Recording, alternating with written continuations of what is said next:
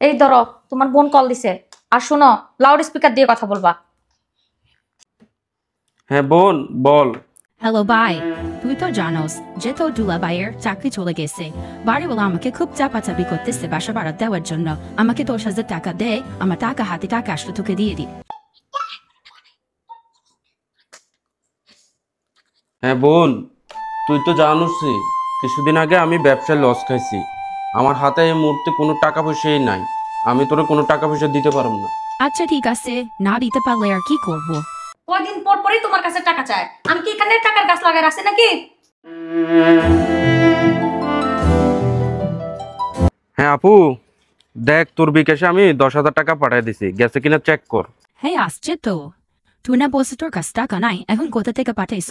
আরে ওইসব কথা বাদ দে, তোর যখন যা কিছু লাগে তুই আমারই বলবি।